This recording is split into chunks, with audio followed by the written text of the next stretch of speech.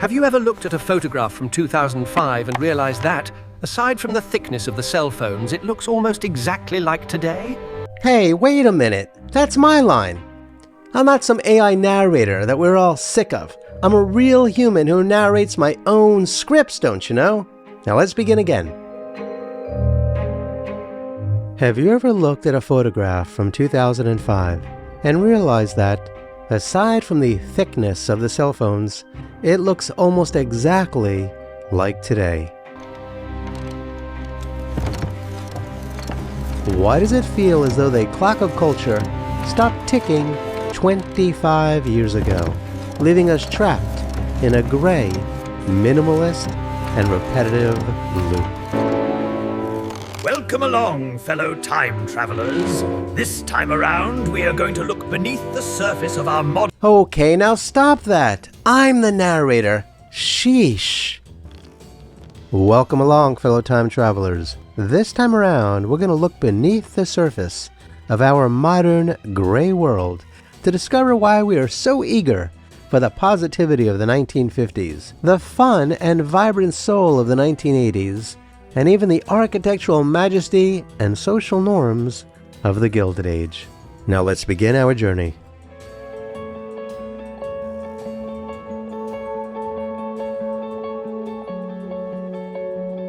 Let's be honest, shall we?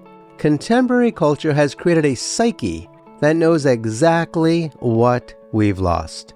A world that once wasn't afraid to be heroic, romantic, have a sense of humor, and was proud to be beautiful.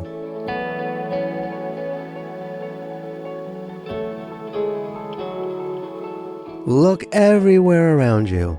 The current surge of nostalgia for the pre-2000 era, specifically the 1980s, is more than just a fondness for neon and electric synthesizers. It is a profound psychological longing for definition and identity. We currently live in an era that many cultural critics call the long plateau, where the engine of cultural evolution has stalled, leaving the last quarter-century feeling like one big, indistinguishable, gray blur. I mean, if you look at a movie from 2005 and a movie from 2025, the cars look similar, the clothes are nearly identical, and the Millennial Grey aesthetic has drained the color from our living rooms and cityscapes. And so people are looking back because the last 25 years have felt like a digital fog, whereas the decades prior felt like distinct, vibrant worlds with their own unique flavor. In previous eras, you could identify a decade by a single photograph because the visual markers were so bold and intentional. The 1950s had those beautiful clothes and those cars that had chrome and tail fins. The 1960s were so culturally dense that you can visually differentiate between the polished Camelot beginning and the psychedelic counterculture end with ease. And then you had the 1970s that brought us shag carpet and earth tones, while the 1980s exploded with shoulder pads, geometric neon, and a relentless pursuit of physical and social power. Oh my god, like, check out that totally awesome jacket! Gag me with a spoon, it's like so dramatic. The 1990s then served as a bridge decade that balanced raw, authentic cultures like grunge with the birth of optimistic digital technology and the final peak of the monoculture. It marked the final era where shared movies and must-see TV provided a universal language before the fragmented, minimalist, gray blur of the 21st century took hold. And ever since, we've lived in a gray, gray, gray, gray world. Yep, Since then, the gray era has dominated, moving us from fast fashion to fast furniture as our surroundings have become standardized and disposable.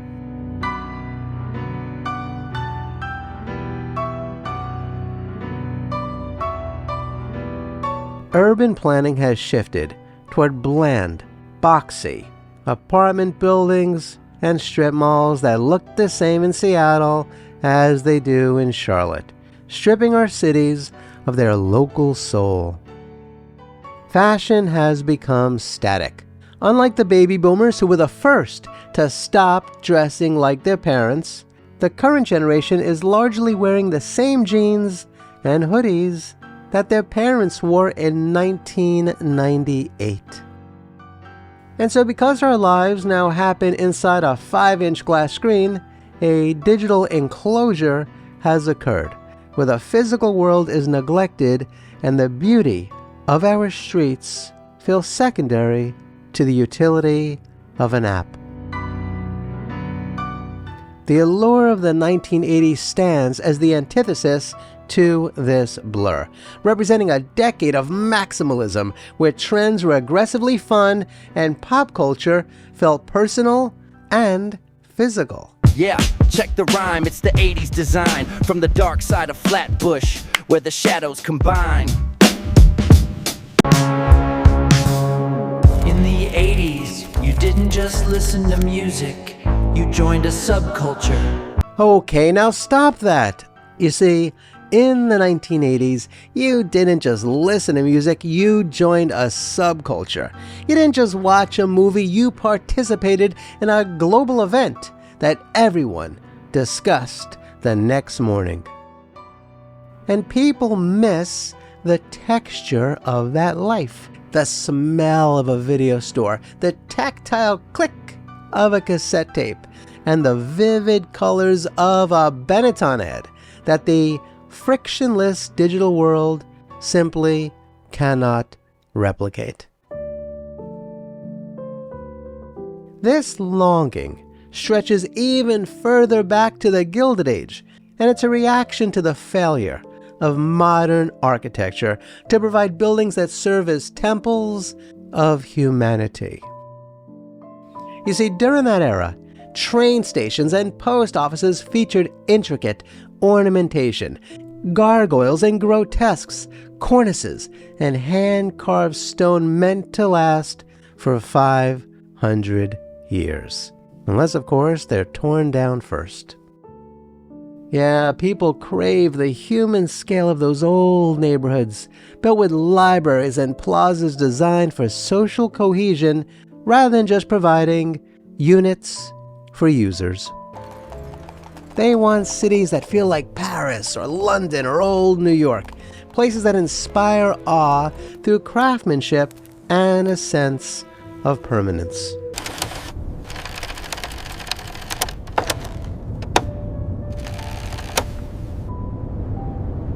Sadly, Hollywood and the music industry have contributed to this 25-year stagnant loop by becoming risk-averse, dominating the box office with sequels and reboots of the very properties Gen X grew up with.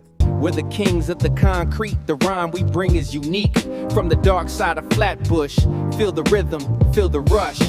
Well, now I reckon that spectre ain't just whistling Dixie through the graveyard. Nonsense. It's merely the draft playing tricks on your nerves, sir. What are y'all talking about? I told you, Smugs, this ain't the deal we shook on. Oh, forget about it. You guys always trying to pull a fast one.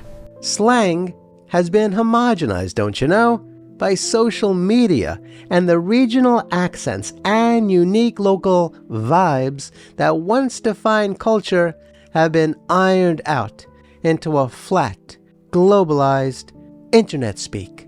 OMG, LOL, give me a break. What a marvelous evening! The music is simply divine, isn't it? The longing for pre-2000 is ultimately a desire for community through commonality. Remembering a time when we all watched the same shows and lived in a world that felt like it was moving forward. We are looking for psychological color in specific ways. For starters, we want aesthetic variety to replace the gray cultural milestones to feel like time is passing. And we also want a physical connection in beautiful cities that give us a sense of awe, cultural identity, communal history, and a sense of pride in what we and our ancestors built around us.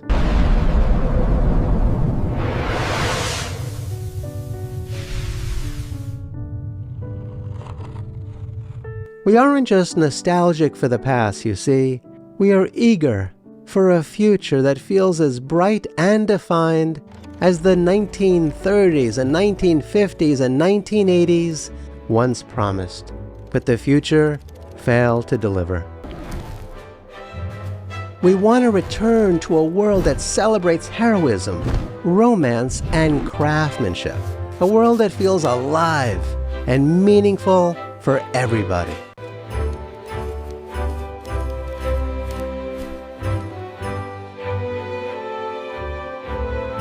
To bring this world back, one thing we need is for architects to return to human-centric beauty, choosing stone and texture over glass and efficiency, to build environments that nourish the spirit. Hollywood must rediscover mythic storytelling and the hero's journey, celebrating historic heroes who embody the sincerity and courage of the 1980s without the shield of ironic detachment. As individuals, we, that means you and I, can end this long gray plateau by prioritizing and insisting upon craftsmanship over disposability. And that includes everything around you in your home, including your furniture and your clothes and your possessions. We want to return to having things that matter and that last and mean something to us. We must return to having a physical world that is as vibrant as the digital one. By blending the independence of Gen X, which at this point should probably just be called the Golden Age generation, the rebellious cool of the boomers, and the uncompromising quality of the greatest generation, we can reclaim a future that is truly worth living in. So whether you're an architect or a creator of some sort, or just your average everyday citizen, it is time to demand more from our world than the lowest price and mere efficiency. To shatter this monotonous cycle, we must reignite our shared vision, trading the faded shades of the gray loop for the vivid, kaleidoscopic brilliance of a new golden age.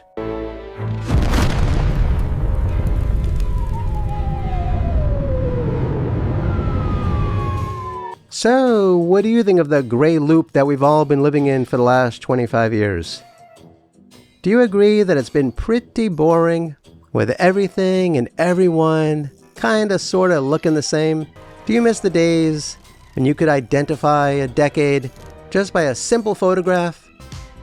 And how much fun and exciting and energetic the world used to be?